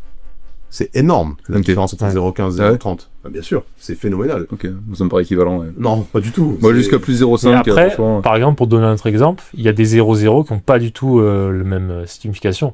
Ouais. Des 0-0 où, bah, par exemple, je mets 2 rois sur l'échiquier, c'est 0-0, tu vois. Ouais. Donc c'est nul. Il y a des 0-0 où tu dois trouver que la seule ligne de l'ordinateur, que des coups impossibles humainement pour rester à égalité. Mhm. Et donc c'est la même évaluation, mais en pratique, bah, avoir par exemple une prépa où tu as 0-0, bah, ça peut être très intéressant, parce que ton adversaire, c'est pas un ordinateur, il va pas trouver tous les coups. Ah ouais, je comprends. Ouais. Donc en fait, l'évaluation d'un ordi, elle va te donner une indication s'il y a un élément tactique dans la position, ou un élément vraiment à long terme, ça peut arriver, mais... En parlant d'ordi, justement, est-ce que vous pensez que ça vaut le coup d'investir dans Chessbase? À partir de quel niveau? Et dans, du coup, un module d'analyse, je sais pas, Fritz, Stockfish, payant. C'est gratuit. Ouais, tout est gratuit. c'est gratuit. Stockfish, Il n'y a pas de module d'analyse payant qui sont plus forts. Il y en a, mais Stockfish, c'est ce qu'il y a de plus fort. Stockfish est le plus fort, il est gratuit, donc il n'y a pas intérêt d'en acheter un, non. Ok, donc Mais il y a Fritz, aucun intérêt de l'utiliser, par contre. Donc, Aucun intérêt de l'utiliser. Stockfish? Ouais. Ok. Mais on le voit, on regarde dans les vidéos que tu fais. Enfin, Oui. il y a les gens qui regardent avec l'ordinateur et qui te disent... En fait, ils se trompent, malgré le fait qu'ils regardent avec l'ordinateur. réfléchis tout seul, quoi. C'est comme ça que tu vas progresser. Trompe-toi, c'est pas grave. Après, c'est ça que les gens, le truc qu'ils ont, le vrai problème, c'est qu'ils ont du mal à accepter ça. Ouais. Et encore plus quand ils passent du temps ou qu'ils s'investissent. À partir du moment où tu t'investis dans quelque chose, t'as encore plus de mal à reconnaître que tu peux te tromper. Ouais. Mais nous, c'est notre quotidien. Enfin, je veux dire, on fait des bliss, on machin. Moi, je peux perdre, il peut perdre, tu peux perdre, on s'en fout. Enfin, on peut gagner, perdre en jouant aux échecs, c'est la vie. Ouais. Mais c'est pas ce qui va remettre en cause tout ce que tu fais. Donc non, l'ordinateur n'a absolument aucun intérêt à moins de, je sais pas, tu dirais quoi toi 2000, 2100 2100. En tout cas, pour revenir sur ta question, je pense que ChessBase, c'est... Moi, j'ai l'impression que ça devenait obsolète à moitié. On va dire que c'est un truc qui a été... Comme il n'y avait que ça avant, c'est très utile et on va dire toute notre génération l'a après travaillé dessus. Ouais. Moi, je pense que de nos jours, avec les chess, tu peux faire 90-95% de ce que tu fais sur ChessBase gratuitement. Je suis complètement d'accord. Donc, si vous avez de l'argent à investir dans les échecs, ne l'investissez pas dans ChessBase avant que vous ayez vraiment un niveau, on va dire, au moins 2008, tu vois. Ouais, je suis d'accord. En gros, ChessBase, pour ceux qui ne connaissent pas, c'est un logiciel. Donc c'est pas un truc en ligne, c'est un truc vraiment que tu as sur ton PC avec des dossiers. Ce qui est bien avec ChessBase, c'est la base de données, parce que sur Lichess, t'as pas accès à la base de données. En gros, t'en as des bases en ligne maintenant. Ouais, et tu peux mettre dans Lichess. Déjà, t'as une base sur Lichess qui te donne la Masters à ta base. Mais elle est limitée quand même. Hein. Bah, il y a que les parties au-dessus de 2200 Elo, mais c'est le plus intéressante. Il y a pas de ChessBase, ça amène un certain confort de travail. En gros, ChessBase, qui est intéressant avec ChessBase, donc c'est un logiciel. Mais on parle d'un niveau un peu plus. Ouais, on va parler d'un niveau. Mais je coupe juste pour remettre le contexte. ChessBase, c'est un logiciel qui est payant, qui est aidé par une société allemande, que vous achetez, que vous installez sur votre ordinateur et qui vient avec une base de données qui s'appelle la Mega ou la Giga, la Giga Database. Qui se met à jour tous les ans, en fait. Qui se met à jour. La Mega et la Giga. Tu dois. En plus, le problème financièrement, c'est que tu dois racheter la base tous les ans, en soi. Extrêmement cher. Et avant, c'était facile de craquer ChessBase, entre guillemets, de se le refiler. Maintenant, c'est beaucoup plus complexe, j'ai l'impression. Ouais, il y a toujours des gens qui arrivent à le faire, mais... En fait, les parties en PGN, elles existent. T'as un site qui s'appelle The Week in Chess. Ouais. Nous, on l'utilise tout le temps. Bah, je sais pas toi. Moi, non, pas personne. Bah, moi, en fait, j'ai ma base ChessBase, dans laquelle, elle est pas update, hein. Par contre, The Week in Chess, c'est un site qui, toutes les semaines, publie les parties jouées dans la semaine. Okay. Donc, en fait, moi, j'ai une base où je télécharge chaque fois, toutes les semaines, tous les lundis. La base sort et je la charge et je la copie dans ma base. Okay. Donc, j'update ma base, tout ça. Mais en fait, si t'es un lecteur PGN, parce que c'est du format PGN, les parties d'échecs, bah, en fait, tu peux le faire dans n'importe quel truc. Dans Lichess. Lichess, c'est limité en nombre. T'es limité à 64. Enfin, dans une étude Lichess, tu peux pas avoir plus de 64 chapitres, donc plus de 64 parties. Bah, toutes les semaines, c'est entre 5 et 7000 parties qui sont publiées. Tu peux pas les publier dans Lichess. Donc Lichess, c'est pas utile. Pour faire ça, non. Pour faire ça, tu peux pas. Mais tu peux le faire pour plein d'autres trucs. Pour gérer tes bases, pour construire ton répertoire, comme il dit. C'est faire tes fichiers, faire les cours maintenant même. Bah, nous, on fait tout sur Lichess, sur l'atelier des échecs. Donc c'est génial. C'est quand même très utile, c'est gratuit. Voilà. C'est gratuit. Ouais, c'est incroyable. Donc, je sais pas si Chesscom, du coup, l'alternative, t'as la possibilité d'upload des bases de données comme ça, une supérieure. Peut-être qu'avec l'abonnement, c'est possible, j'en sais rien. Bon, je pense qu'avec Chesscom, tu peux avoir l'équivalence de Lichess, mais payant. Donc, la même chose, mais payant. Honnêtement, t'as un abonnement Chesscom, Thibaut, ou pas? Alors oui, parce que je suis titré, donc je l'ai gratuitement. Ah, ok. Mais j'en fais rien, en fait. À part, de temps en temps, je vais faire des tactiques. Et je vais pas avoir les tactiques illimitées, mais... Le bilan de partie, tu sais, à la fin, donc t'as une analyse, tu peux même avoir un bot qui t'analyse en fait ta partie, parce qu'on n'en a pas parlé encore de l'analyse, mais je pense que ça fait partie des éléments même principaux, peut-être devant tout le reste qu'on a dit. C'est le plus important. C'est le plus important. Pas par sur le chess.com, pardon. Mais du coup, le chess.com, le bot peut t'analyser tes parties coup par coup, et puis il peut te faire un récap pour te dire à tel moment t'as fait une gaffe, à tel moment t'as fait un coup manqué, t'as raté un truc, et à tel moment t'as fait ça, etc. T'as testé, Yannick, le premium, l'abonnement de diamant? Bah, je suis grand maître aussi. Il l'a gratuit. Okay. Tous les joueurs, en fait, à partir de FM ou MCM, je crois que tu l'as gratuitement. Ah, okay. Parce qu'en fait, enfin, les trucs qui sont mis à disposition, pour nous, c'est pas utile. Ouais. Donc ils sont... Ouais, ok.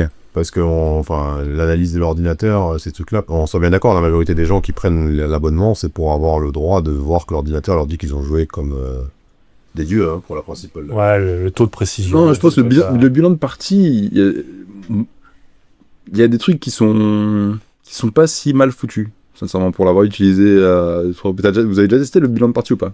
Oui, rarement. Après, il te donne un pourcentage de précision, effectivement. C'est une technologie en progression. Ouais. C'est la dopamine que ça amène. Après, ça permet de voir si t'as fait une bonne ou une mauvaise partie. Non.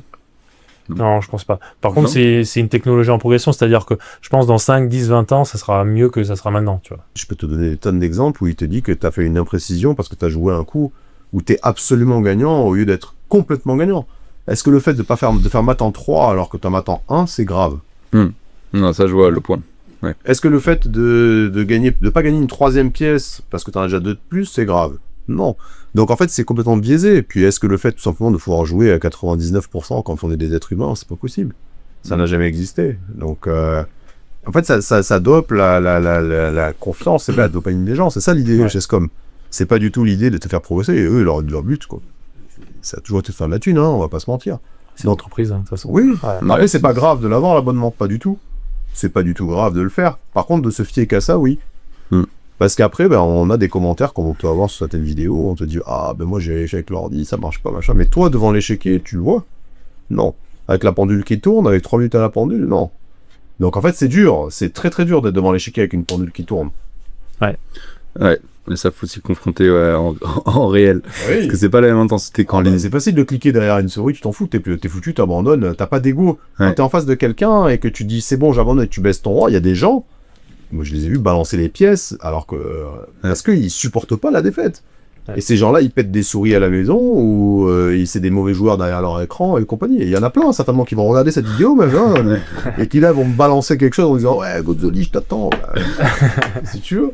Mais en fait, on a tous des rageux, on a tous ragé. Je veux dire, c'est normal de rager. Bien sûr. Mais par contre, devant l'échiquier, c'est complexe, quoi. C'est chaud. Et comment tu fais pour t'améliorer devant l'échiquier? C'est pas en te disant je joue comme un dieu, non. C'est en jouant de mieux en mieux. Ouais. Et donc l'ordinateur, il va te donner une évaluation, mais il va pas te dire comment progresser, il va pas te dire comment faire, il va pas te donner le choix pratique aussi. Faut pas oublier ça. On n'est pas des ordinateurs. Ouais. On est des êtres humains. Donc, comme disait Thibaut tout à l'heure par rapport à l'évaluation de position. Il y a des fois l'ordinateur il va te donner une moins bonne évaluation pour le coup que tu as joué que celui qui était là le meilleur. Par contre la position est beaucoup plus difficile à jouer pour l'adversaire. Et ça nous on peut le juger encore en tant qu'humain. On est capable d'amener l'adversaire sur des situations très désagréables pour lui parce qu'on évalue que même s'il trouve les meilleurs coups dans une position forcée on fera nul. Donc autant passer par un chemin où c'est peut-être moins bon mais c'est beaucoup plus complexe. Et ça c'est des décisions humaines pour l'instant. Plus tard, ça deviendra peut-être de la nature de l'IA, certainement, il n'y a pas de doute. Mais progresser, ça passe par l'échange, je pense. Ouais. C'est tout. Discuter avec quelqu'un, tu vois, on se met sous les autres, on a l'échiquier, c'est cool. Canaliser ça, faire des parties en réel, Faut jouer. jouer à fond, jouer au maximum, avec, autant que possible, et ensuite analyser ces parties, idéalement avec un coach ou Non, avec quelqu'un. avec quelqu'un. Avec des Avec partenaires. avec des sparring partners. En fait, Avec des potes. si vous avez les moyens de prendre un coach, je pense que ça peut aider, dans le sens où ça va être quelqu'un de plus fort que vous qui va vous donner votre avis. Mais déjà, ce qui est très important quand vous prenez un coach, c'est déjà de bien le choisir, et aussi de lui demander de se mettre dans votre peau. C'est-à-dire pas juste lui qui branche l'ordi, qui regarde l'évaluation et qui vous dit tac tac tac. Parce que quand vous êtes coach, c'est très facile de voir l'évaluation de l'ordi et d'expliquer pourquoi ce coup est bon. Mais c'est beaucoup plus dur de se mettre dans la peau de l'élève et de se dire bah tiens, là je vais regarder, moi j'aurais joué ça. Après si tu veux, on vérifiera l'ordi dans un second temps, mais déjà faire ça. Ouais, c'est Donc, important parce que j'essaie de faire toujours, de pas mettre l'ordi quand tu analyses dans un premier temps. Ça, il faut que le coach il ait l'honnêteté intellectuelle de le faire aussi, tu vois. Parce que tu sais pas ce qu'il fait derrière son ordi. Souvent les cours de nos jours ils sont en visio. Donc ouais, ça c'est faut bien choisir son coach. Et après, il faut avoir le budget pour aussi. Hein. Ça va dépendre de votre niveau. Donc quand tu analyses la partie d'un élève, tu fais sans ordinateur. Ouais, en fait, déjà je la vois pas avant. C'est-à-dire que moi, en général, je vais lui donner ma réaction à froid. On va passer les coups ensemble. Okay. Moi, ce que j'aime bien faire, par exemple, c'est de demander à mes élèves de mettre combien de temps ils ont utilisé pour chaque coup. Ouais. Comme ça, à chaque coup. À chaque coup. Ouais. À chaque coup. Et c'est ce que je fais pour mes parties aussi. Je me note à chaque coup. Ah ouais, moi, pour savoir... mes coachs, ils me faisaient noter le temps tous les 5 coups, mais pas tous les coups quand même. Mais plus tu notes tous les coups, mieux c'est. Parce qu'en fait, ça te permet de savoir combien de temps ton élève il passe sur telle ou telle décision. Plus de décisions. Ouais, et ça, c'est super important en fait, de savoir. Parce que justement, il y a plein de gens qui ont des problèmes de gestion de temps. Parce qu'ils passent des temps incommensurables sur des décisions qui n'en valent pas la peine. Ouais. Donc ça, c'est un des aspects les plus importants. Ça, c'est spécifique à la cadence classique qu'on a en compétition actuellement en club. Quoi. Ouais. Même rapide. Même rapide, je pense. Dans toutes les cadences, en fait. Déjà, il y a des gens qui notent les 15 premiers coups, et puis voilà. Ah oui, ça. Ouais. Il y en a qui le font. Ouais, bah c'est bien, ouais, parce que ça Bah, permet de moi, revenir je à la conseille aux maison. élèves de le faire. Après, t'as pas trop... Est-ce que c'est autorisé en rapide réellement? Ça me pose pas de soucis, ouais. Parce que nous, on a sorti un petit carnet, ça me permet de Bah, c'est vachement bien. faire un petit placement de produit.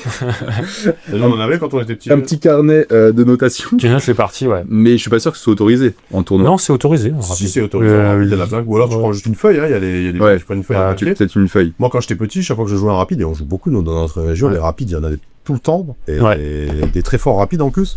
Quand j'entrais chez moi le soir, je les retranscrivais tous immédiatement. Alors, faut s'en rappeler par contre. Oui, mais Ça, c'est tu plus dur. retranscris Ah, les c'est 9 pour ça. parties que t'as joué dans la journée le soir en rentrant. Tu peux, mais 99 joueurs sur 100, ils peuvent pas. Et du coup, je pense que c'est bien c'est mieux de faire ça, ouais. Du coup, faut qu'ils l'amener, notent, ouais. Non, mais jouer la partie et retranscrire après la partie ou pendant la partie, tu notes. Non, pendant la partie. Pendant tu la notes. partie Mais tu es pas obligé de noter toute la partie, tu notes les 15 Mm. premiers coups. Moi, je l'ai recommandé à tous les élèves qu'on a Ah, il faut. à Aix, du coup, au club d'échecs d'Aix-en-Provence, de noter, avant d'avoir ça, je leur avais imprimé des feuilles quadrillées avec des cases, quoi, pour qu'ils notent leurs 10 premiers coups, avoir une trace Ça de ce qu'ils fait, font dans ça les fait tours du rapides. contenu pour les cours des profs aussi. C'est Parce ça, que du coup, ils vont analyser les du parties. matériel. Parce que ça reste le meilleur matériel pour progresser, c'est l'analyse des parties. Eh, mais il a raison, ça c'est clair. Ouais. Mais même au-delà de tout, l'analyse de ce que tu fais Ouais. et l'amélioration de ta décision, parce qu'en fait c'est vraiment toi qui as pris cette décision. Donc tu peux, pourquoi tu as joué ce coup? Comment tu as pensé ce coup? Tu vois, ça c'est déjà la base, quoi. Et l'élève il est capable. Et donc tu vas lui automatiser ça. Donc quand il va jouer, tu vas même lui demander chaque fois, il va se dire lui-même, ah ok je veux jouer ça, mais il faut que après il va me demander de me l'expliquer.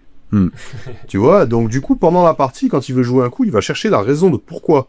Et en fait, c'est ça, aux échecs, quand tu joues un coup, il faut que tu comprennes pourquoi tu le joues. Ouais. Que t'aies tort ou que t'aies raison, on s'en fout, c'est pas important. C'est prendre une décision, trompe-toi.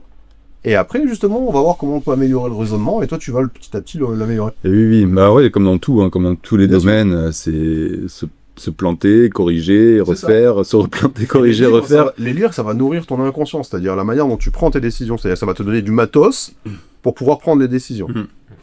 Et nous, après, on a pour but, Ouais. nous, ou les collègues, quand tu discutes avec les autres gens, justement, ils vont pas te dire il fallait que tu fasses ça, ils vont te dire ah bah tiens, moi j'aurais fait ça, ah, moi j'ai vu une partie où il y avait ça. Et du coup, tu as un échange d'informations qui se fait très naturellement. Ouais. Sparring partner. Ouais, c'est Mhm. pas juste des potes, quoi. Je veux dire, nous, Ouais. on troll. Enfin, Ah, ça, quand t'es dans un club, c'est facile. Après, ça Ouais. dépend le club dans lequel t'atterris, parce que Exact. t'as pas forcément un grand nombre de joueurs en fonction ça. de là où t'habites. C'est pour ça qu'on a fait l'atelier des échecs, qu'on a fait le truc en ligne. Ouais. Et je trouve qu'en ligne, c'est plus difficile à reproduire, tu vois. On a essayé de Ouais, mettre un t'as pas truc la en même place ambiance. comme ça, sparring partner, etc., c'est pas faire des pareil. binômes, des groupes. Mais tu vois, ça prenait pas. en Non, fait. c'est pas pareil. Donc, il y a rien de mieux que de se retrouver là, on boit une bière, Ouais, ou tu pas, vois, ou en bio, ligne, hein. Après, il y a comme une communauté qui s'est créée, parce que je vois quand même que les gens, ils échangent un peu sur le WhatsApp et tout, tu Ouais. vois. Ils postent leurs parties, il y a des gens qui réagissent. Oui, mais Donc tu c'est- vois, mais c'est pas la même chose qu'en vrai. quand on avait essayé de lancer ces groupes de sparring, on avait eu les gens, ils n'arrivaient pas à trouver de créneaux communs. Tu vois, des fois, il y avait Ouais. quelqu'un qui disait ouais, je suis chaud ce soir, qui vient ce soir et ouais, en ligne, plus difficile que se donner rendez-vous en physique dans un club, tu vois. Et Ouais. pour l'instant, je cherche encore des solutions pour mettre un truc comme ça en place, mais Mais peut-être parce que les gens ne voient pas l'intérêt, en fait. Ce qui serait intéressant, c'est qu'ils comprennent l'intérêt, et c'est vraiment important. Ouais. Et on passe peut-être pour des... c'est pas une question d'honneur de leçon. mais du coup, c'est- tu fais quoi? Tu viens, tu te retrouves et tu fais quoi? Tu montres la dernière partie que tu as joué en interclub, par exemple. Par exemple, je sais pas, Ça serait hier, il y avait les intéressant week-ends- pour nous. Hier, il y avait les week-ends d'interclub, tu Ouais. vois. Moi, je me rappelle à l'époque, je sais pas si toi, Vitrol, c'était pareil. Le lundi, le club, il ouvrait lundi, vendredi et mercredi. Mercredi, c'était plutôt pour les jeunes, et on travaillait avec Eric ou Seb. Ou je sais pas. Voilà. Et le vendredi soir, et le lundi soir, c'était pour les adultes qui venaient. Et en général, ils finissaient plutôt à jouer à la pétanque et, Oui, ça c'était à mon et au époque tarot. aussi. Voilà. Grosse Mais- dédicace à Club de Vitrolles. Hein. C'est ça. Mais par contre, non, moi je sais qu'il y avait des joueurs avec qui on a ramené notre partie du week-end et on analysait avec eux. Eh oui. Et eux aussi, du coup, et puis on en discutait. Et moi, tiens, j'aurais fait ci, j'aurais fait ça. Il y a un échange, tu sais. Ouais. Et ça, c'est C'est bien, génial. c'est Et super. ça, c'est quelque chose, c'est la vie d'un club pour moi, c'est ça. Ouais. C'est la vie d'un club, c'est juste, tu viens avec tes parties. Alors maintenant, il y a beaucoup de monde, il y a des clubs où il y a beaucoup de monde, mais tu peux faire des groupes. Et puis t'es pas obligé d'arriver à une heure précise, c'est juste, tiens, on va au club, allez hop, on se fout. Après, mais c'est intéressant d'analyser avec des personnes qui sont pas du même niveau. Et bien sûr. Parce que toi, même si t'es le plus fort du groupe, t'en apprends quand même quelque chose, t'en ressors quand même quelque chose, je trouve. Parce que quand tu expliques quelque chose, tu vois, à quelqu'un, tu l'intègres encore Si t'arrives à l'expliquer, c'est que tu l'as compris. Ouais, voilà. Mais c'est Que ce qu'on soit bien, c'est non, c'est clairement. Ouais. c'est exactement ça. Quand tu deviens prof, en fait, tu progresses. Moi, par exemple, je suis jamais été professionnel de joueur. Là, tu m'as connu à un Hello qui était pas encore celui de maintenant.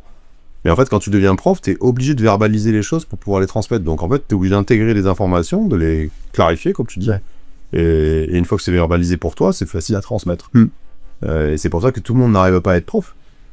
c'est pas parce que t'es un bon joueur d'échecs que ça veut dire que t'es un bon prof. Pour moi, il n'y a aucun lien entre les deux.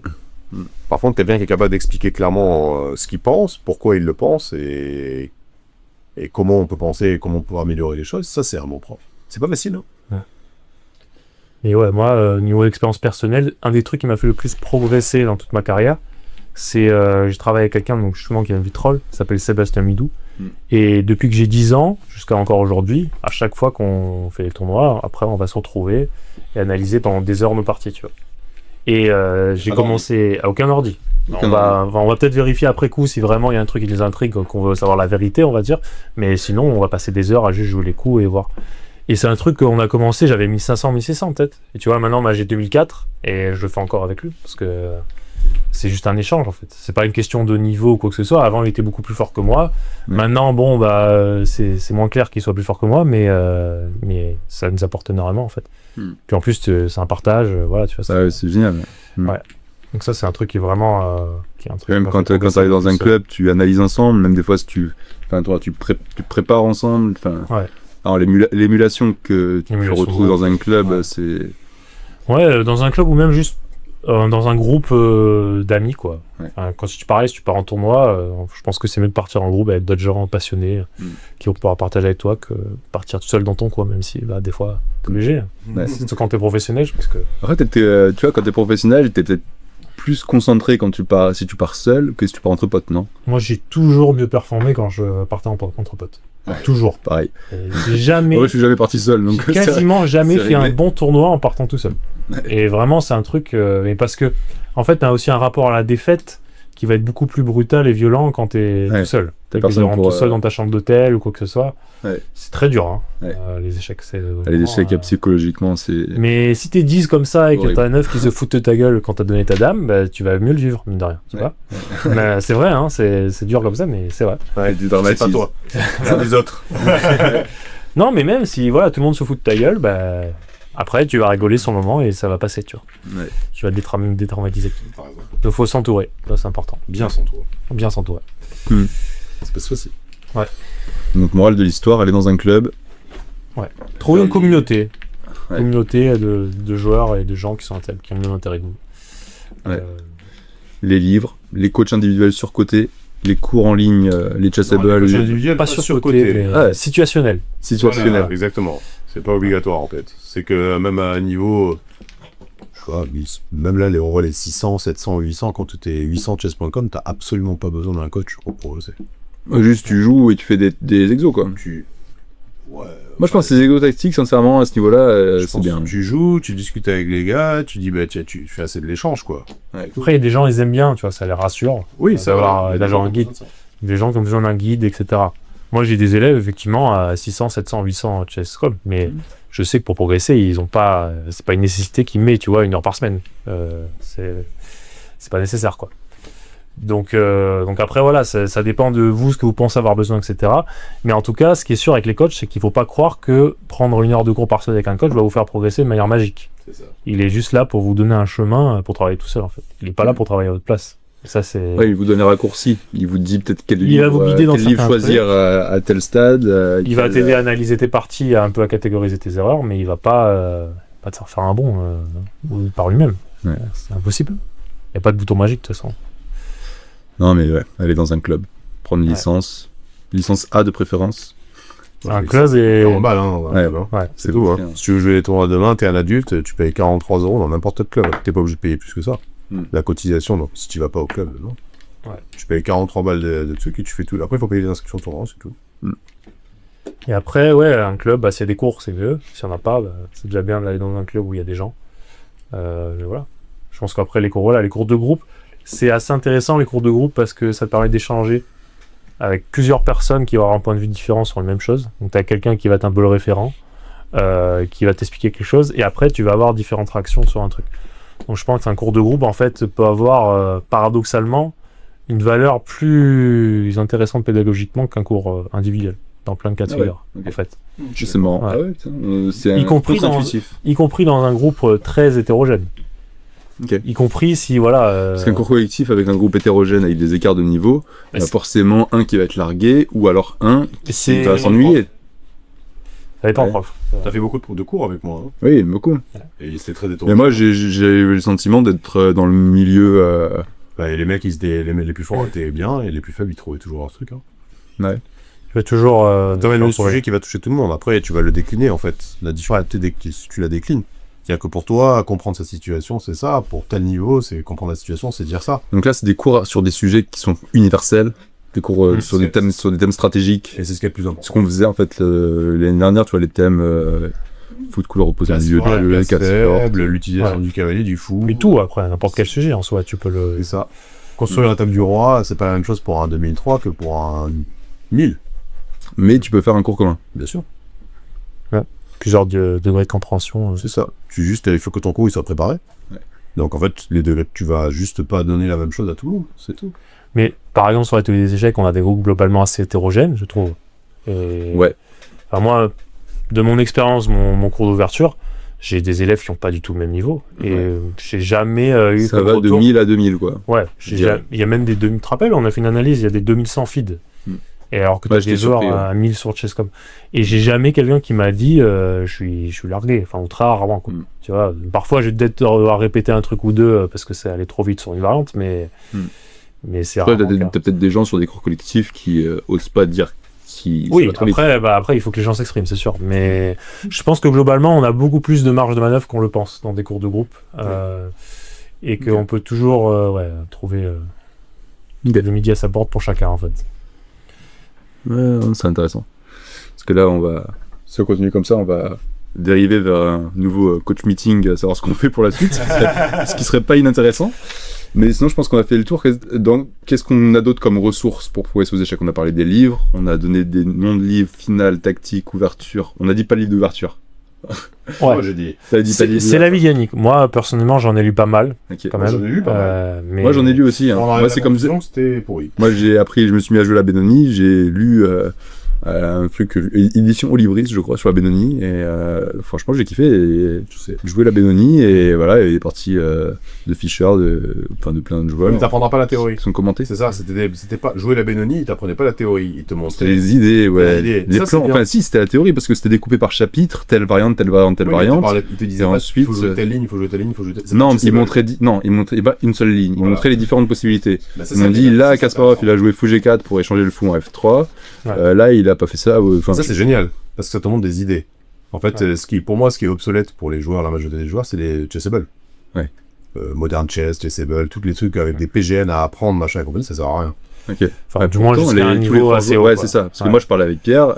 Pierre, tu regardes Et ouais, sur mais le là, truc, on- Modern Chess, il y a des cours. Hein. Mais pareil, À la J'en ai pelle, fait, hein. hein. pareil, j'en ai plein. Moi, j'en ai pas vu un seul commenter. Mais après, c'est parce que Pourquoi c'est pour nous, Ah, je sais pas pourquoi. nous c'est un peu, on va dire, un truc. Si Peut-être tu pour vas avoir être- une base directe, Peut-être pour être à la page. c'est un gain de temps. Tu ouais. veux dire, à la ouais, c'est un page. gain de temps. C'est un gain de temps, oui et non, parce qu'en fait, faire le fichier toi-même, Tu vas plus apprendre. tu vas l'apprendre beaucoup plus vite. Parce qu'en fait, tu vas l'épurer, c'est-à-dire que tu vas commencer à construire le truc, et tu vas commencer à te faire ton fichier et compagnie, tu arriveras peut-être pas à la profondeur, parce que eux, en plus, ils ont un biais qui est clair, c'est le nom. C'est-à-dire que quand t'as un mec que je connais très bien, hein, que ce soit Ivan, ou que ce soit Pavel, Elianov, ou Tcheparinov, Ouais.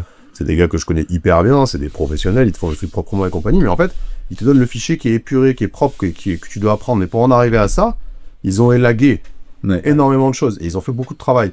Donc en fait, tu l'apprends le fichier en faisant ce travail-là. Oui, oui. Et donc du coup, tu arrives à un degré de compréhension qui est bien plus important que le degré de connaissance. Et qu'est-ce qui est le plus important, c'est que quand tu sors du fichier, merde, il faut jouer. Et sache quoi faire. Ok, du coup, la compréhension est intéressante. Moi, par exemple, j'ai jamais acheté des trucs comme ça. J'ai jamais fait de trucs comme ça. J'ai jamais appris un PGN de quelqu'un d'autre, je peux pas. Par contre, moi, j'en ai fait, hein, et des tonnes. En fait, tu te rappelles, tu comprends, tu te rappelles. Si tu connais pas en plus, je sais pas, moi, Potibo me dit, Yannick, demain, il faut préparer cette ligne, tu peux m'aider? Je dis, ok. Et du coup, je connais pas, j'ai jamais travaillé le truc, il va falloir que j'assimile les connaissances, la compréhension, que j'essaie de comprendre comment ça fonctionne pour bien le faire. Et pour lui fournir après quelque chose d'intéressant, mais au final, j'aurais appris énormément. En fait, tout le travail qui est pré-mâché, je pense que c'est pas une bonne idée. Ouais, C'est facile, c'est agréable, ça donne un sentiment de sécurité, c'est clair. Mais par contre, en termes de performance, je dis pas que ça marche pas, c'est pas vrai, c'est pas ce que je dis. Je dis que c'est pas nécessaire. Alors vous allez me dire, oui, mais j'ai pas le temps. Mais en fait, ça dépend de votre niveau. Quand vous avez 1000 élos, on va faire un répertoire d'ouverture. ça prend pas beaucoup de temps, hein, parce que Non, en non, général, ça saute vite. Hein. Oui, il faut juste ne pas être pris au dépourvu. Enfin, Non, mais applique les principes Ouais. d'ouverture. mais connaître, tu vois, que si tu joues au 4, connaître à peu près les différentes réponses possibles des noirs Oui, mais et savoir à à peu 800 près comme quoi jouer. Léo, tu t'apprends pas la théorie d'un dragon, enfin juste tu places tes pièces et à un moment la partie elle va se décider pour autre chose que théorique. Hmm. Il y avoir puis- quelques idées, quoi. C'est ça, t'as 2-3 idées, tu reconnais les patterns de la position et voilà. Donc ça demande vraiment beaucoup de pratique, comme tu dis, et de la correction de petites erreurs, c'est ce que tu disais au début. Mm. C'est des petites erreurs basiques, donner un pion, donner une pièce, faire un mal coordonner deux pièces, qui se corrigent, mais vraiment par le fait de pratiquer. Ouais. Donc moi je pense pas honnêtement que ce soit du tout utile, pour l'instant du moins. Les livres, comme tu disais par contre, oui, ça c'est clair. Parce que c'est de la culture ça peut pas être mauvais. Ouais. Pas faire de mal à la santé, ça c'est sûr. Donc en 1, les livres de culture pour vous. En 2, les Un jouet. non, mais quand on parle de livres. Ah oui. Hein, vous, ce que vous mettez au-dessus, c'est les livres vraiment généraux, parties commentées. Pour moi c'est ça. The Seven Chess Scenes par exemple, très C'est très vrai, bon c'est livre. Les 7 péchés capitaux aux échecs. Sylman, comme on a parlé. Le Sylman, C'est Rawson, Silman. Après, il y a plein de livres comme Fire on Board. Je sais pas si tu as déjà lu. Moi, j'ai lu un peu. De Shirov. Enfin, il y a tellement de livres qui existent avec plein de parties dedans expliquées. Aucun livre en français. Du coup, Si, le feu, ça existe. Ils en traduisent de plus en plus d'ailleurs. Hein, chez Olibris, là, ils ont aucun de ce que vous avez dit. Si, le Seven Chess Scenes, il existe. Il Les 7 existe péchés capitaux. Et chez Olibris Oui, oui. Ok. De Jonathan Rawson. de plus en plus. Bah, je vais Par- mettre, ils ont- je vais ils mettre ont en traduit traduit, plein récemment là. Ils ont Ouais. traduit ceux de Ramesh, de Haggard, ils ont traduit Ouais. plein. Et il La garde, je les ai, mais c'est très dur, me disait Thibaut.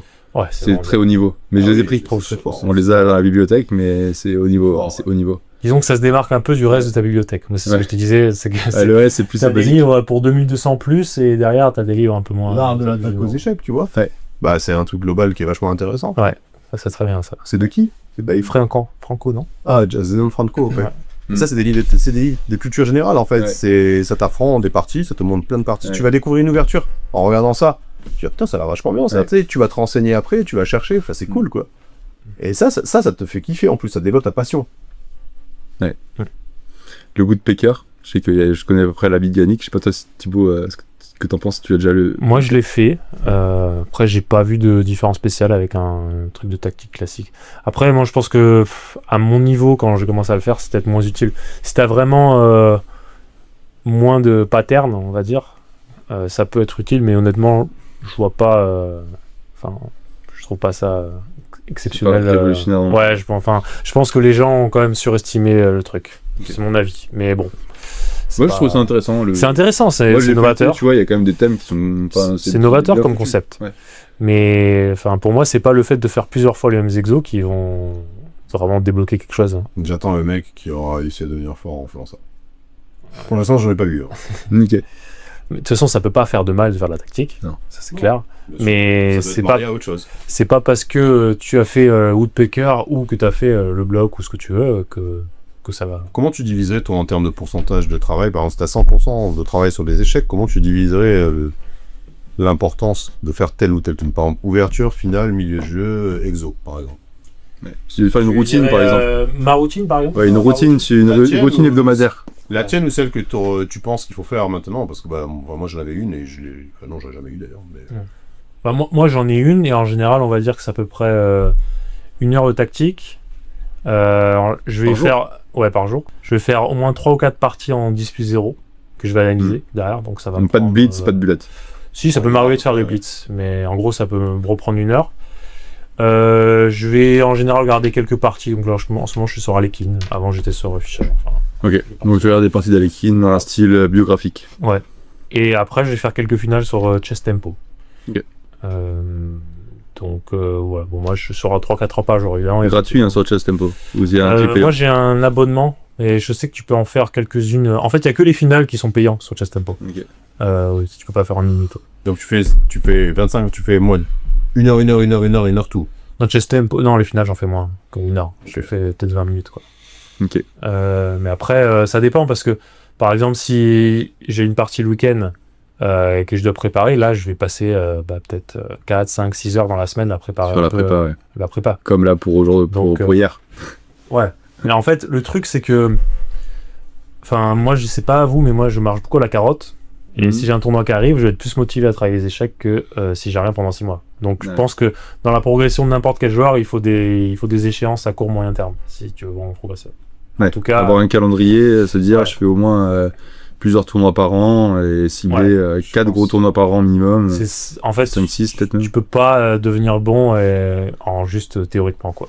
Ouais. C'est pas possible. Tu as Ah besoin ouais, de la c'est pression sûr. en jeu. Et t'as besoin de faire des tournois en cadence lente, Ouais. sur atteindre un haut niveau, on parle bien sûr. Hein. Donc ouais, si par exemple, Ouais. tu vois, j'ai une grosse échéance. Là, par exemple, je bossais beaucoup aux ouvertures quand je faisais des tournois fermés, en de grand maître. J'ai mes 9 adversaires en avance, j'ai les 9 appariements.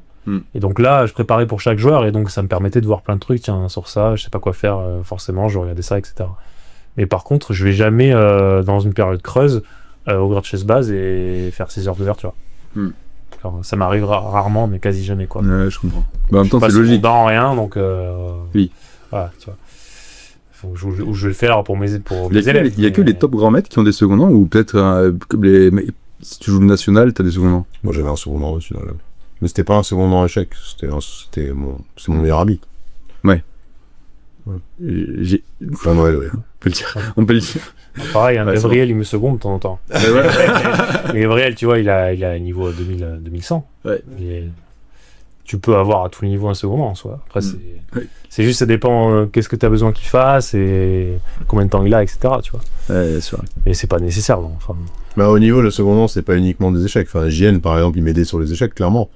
Mais c'est psychologique aussi, beaucoup. Ouais. Mais... avoir quelqu'un qui Tu es est là déjà pour parler avec C'est toi. Quelqu'un, on va dire, qui te connaît et que ça intéresse que tu gagnes ou que tu perdes. Déjà, enfin, tu vois, c'est pas si simple. Si t'as un coach mais que tu gagnes ou que tu perds, il s'en fout. Ah bah, c'est dur, hein. Je Ouais. trouve, de vraiment créer un lien avec lui. Donc Ouais. ça c'est important. C'est clair. Bon, bah, je pense qu'on a fait le tour sur la caméra d'un de ces temps. Donc, si un de vous deux veut dire au revoir à nos spectateurs, parce que on a à nouveau fini avec une caméra déchargée. Merci. Je pense qu'on a fait le tour. On a dit pas mal de choses. Hein. Ça fait quand même près d'une heure et demie qu'on enregistre. Donc, merci Thibaut, Yannick pour toutes ces infos. Je pense que c'est hyper précieux et je pense que ça va en aider plus d'un. N'hésitez pas si vous avez des questions dans les commentaires, si on a oublié des choses. Je pense qu'on était assez exhaustif sur la question. Mais on a sûrement, possiblement oublié des choses. De toute façon, on a prévu de se revoir. Donc, n'hésitez pas à poser vos questions dans les commentaires. À bientôt tout le monde. Salut. Ciao.